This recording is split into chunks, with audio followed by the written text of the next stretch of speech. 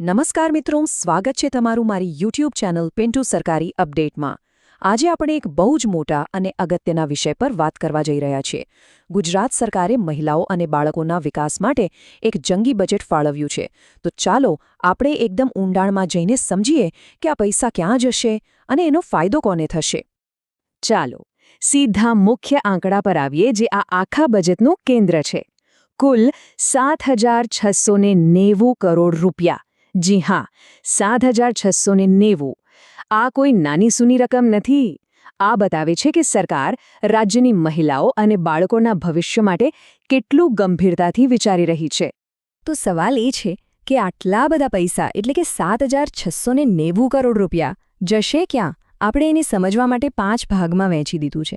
પહેલાં આપણે આખું મોટું ચિત્ર જોઈશું, પછી જોઈશું કે મહિલાઓ અને માતાઓ માટે શું છે, બાળકોના પોષણ માટે શું વ્યવસ્થા છે, આંગણવાડીઓને કેવી રીતે મજબૂત કરાશે, અને છેલ્લે એક મોટો સવાલ કે હવે આગળ શું। તો ચાલો સૌથી પહેલાં તો આખા બજેટનું એક ઓવરવ્યૂ લઈ લઈએ કે ક્યાં કેટલો ખર્ચ થશે, એનું એક ચિત્ર સ્પષ્ટ કરી લઈએ। હવે આ ચાર્ટ જુઓ, એક વાત તરત જ આંખે વળગે છે, ખરું ને? સૌથી મોટો હિસ્સો એ સીધો જ મહિલાઓને નાણાકીય સહાય રૂપે મળશે, એમના ખાતામાં ડાયરેક્ટ। અને એના પછી બીજા નંબરે છે પોષણના કાર્યક્રમો। આના પરથી સરકારની પ્રાથમિકતાઓ એકદમ સાફ દેખાઈ આવે છે। ચાલો તો હવે પેલા પોઈન્ટ પર આવીએ અને થોડું ડિટેલમાં જોઈએ કે આ પૈસાથી આખા રાજ્યની મહિલાઓ અને માતાઓને કેવી રીતે સીધો ફાયદો પહોંચાડવામાં આવશે। આમાં સૌથી મોટો આંકડો અને આખા બજેટનો સૌથી મોટો હિસ્સો એ છે ગંગા સ્વરૂપા યોજના માટે લગભગ 2,850 કરોડ રૂપિયા। આ યોજનાથી વિધવા બહેનોને દર મહિને સીધા એમના બેંક ખાતામાં પૈસા મળે છે। આનાથી એમને આર્થિક રીતે પગભર થવામાં બહુ મોટી મદદ મળે છે। એના પછી આવે છે મુખ્યમંત્રી માતૃશક્તિ યોજના, જેના માટે 284 કરોડ રૂપિયાની જોગવાઈ છે। આ યોજના માતા અને બાળક માટેના સૌથી અગત્યના 1000 દિવસ પર ફોકસ કરે છે, એટલે કે ગર્ભાવસ્થાથી લઈને બાળકના બીજા જન્મદિવસ સુધી। આ સમયમાં એમને પોષણ માટે ચણા, દાળ, તેલ જેવી વસ્તુઓ આપવામાં આવે છે। દીકરીઓનું ભવિષ્ય ઉજ્જવળ બને માટે વહાલી દીકરી યોજનાને મળ્યા છે 245 કરોડ રૂપિયા। આ યોજના દીકરીઓના ભણતર અને લગ્ન સમયે આર્થિક મદદ કરીને એમને સશક્ત બનાવવાનું કામ કરે છે। અને અહીં જુઓ સરકારનો એકદમ ટાર્ગેટેડ અપ્રોચ, પોષણ સુધા યોજના માટે 87 કરોડ રૂપિયા। પણ આ યોજના ખાસ કરીને રાજ્યના 14 આદિવાસી જિલ્લાઓ પર કેન્દ્રિત છે, જ્યાં સગર્ભા અને ધાત્રી માતાઓને દરરોજ એક ટાઈમ પૌષ્ટિક ગરમ ભોજન આપવામાં આવે છે। મહિલાઓ અને માતાઓની વાત તો કરી, પણ બાળકો જ તો આપણું ભવિષ્ય છે, ખરું ને? તો ચાલો હવે જોઈએ કે બાળકો અને કિશોરોના સ્વાસ્થ્ય અને પોષણ માટે કેટલું મોટું રોકાણ કરવામાં આવ્યું છે। અહીંયા જુઓ, એક બહુ જ મોટો આંકડો છે, 972 કરોડ રૂપિયા। આ બધા પૈસા પૂરક પોષણ યોજના માટે છે।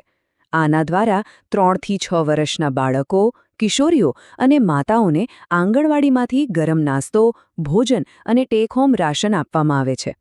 સાચું કહું તો આંગણવાડીઓ આખા રાજ્યના પોષણ અભિયાનનો પાયો છે। ખાસ કરીને ટીનેજ છોકરીઓ એટલે કે કિશોરીઓ માટે છે પૂર્ણા યોજના। એના માટે 362 કરોડ રૂપિયા ફાળવવામાં આવ્યા છે। ઘણીવાર છોકરીઓમાં કુપોષણ અને લોહીની કમી જોવા મળે છે, તો એને દૂર કરવા માટે એમને પૂર્ણા શક્તિ નામના ન્યુટ્રિશન પેકેટ્સ આપવામાં આવે છે, જેથી એમનું સ્વાસ્થ્ય સારું રહે। પોષણને હજી એક સ્ટેપ આગળ લઈ જવા માટે દૂધ સંજીવની યોજના માટે છે 205 કરોડ રૂપિયા। આ યોજનામાં બાળકો અને માતાઓને ફોર્ટિફાઈડ દૂધ આપવામાં આવે છે, એટલે કે એવું દૂધ જેમાં જરૂરી વિટામિન્સ અને મિનરલ્સ ઉમેરેલા હોય છે। હવે આપણે આટલી બધી સારી યોજનાઓની વાત કરી, પણ આ બધી યોજનાઓ લોકો સુધી પહોંચાડે છે કોણ? આંગણવાડીઓ। એટલે આંગણવાડી નેટવર્ક મજબૂત હોય એ બહુ જ જરૂરી છે। તો ચાલો જોઈએ કે બજેટમાં એના માટે શું છે। જુઓ, ઇન્ફ્રાસ્ટ્રક્ચર પર મોટો ભાર મુકાયો છે। 360 કરોડ રૂપિયા ખર્ચીને રાજ્યમાં 2000 નવી આંગણવાડી બનાવવામાં આવશે। મતલબ કે હજારો વધુ બાળકો અને માતાઓ સુધી આ સુવિધાઓ પહોંચી શકશે। અને જે લોકો આ બધું કામ ખરેખર જમીન પર કરે છે, એ આપણી આંગણવાડી કાર્યકરો અને હેલ્પર્સ, એમના માટે પણ વિચારવામાં આવ્યું છે। એમના માંદ વેતન એટલે કે ઓનરેરિયમ માટે અલગથી 128 કરોડ રૂપિયાની જોગવાઈ કરવામાં આવી છે। તો આ બધા આંકડા જોયા પછી આખા બજેટનો સાર એકદમ સ્પષ્ટ છે. સરકાર 2 મુખ્ય વસ્તુઓ પર ફોકસ કરી રહી છે. એક, જરૂરિયાતમંદ મહિલાઓને સીધી આર્થિક સહાય અને બીજું, બાળકો અને માતાઓ માટે પોષણની સંપૂર્ણ વ્યવસ્થા. અને હવે આપણે આ જાહેરાતના સૌથી અગત્યના અને કદાચ એવા સવાલ પર આવીએ છીએ જેની બધા રાહ જોઈ રહ્યા છે.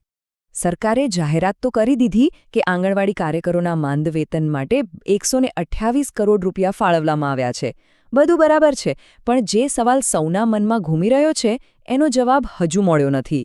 આનાથી આપણી સામે એક મોટો પ્રશ્ન ઊભો થાય છે. આ 128 કરોડની ફાળવણીનો મતલબ શું? છેવટે દિવસ-રાત મેદાનમાં કામ કરતી દરેક આંગણવાડી બહેનના હાથમાં દર મહિને કેટલા રૂપિયાનો વધારો આવશે?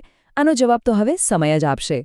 મિત્રો, દરરોજની સરકારી અપડેટ સૌથી પહેલાં મેળવવા અમારું ટેલિગ્રામ ગ્રુપ જોઈન કરો. લિંક ડિસ્ક્રિપ્શનમાં છે, હમણાં જ જોઈન કરી લો. તો મિત્રો, આ હતી સંપૂર્ણ માહિતી. જો તમને આ માહિતી ઉપયોગી લાગી હોય તો વિડિયો લાઇક કરો, મિત્રો સાથે શેર કરો અને ચેનલને સબસ્ક્રાઇબ કરવાનું ભૂલશો નહીં. મળીએ ફરી એક નવી સરકારી ભરતી સાથે. જય હિન્દ, જય ગુજરાત.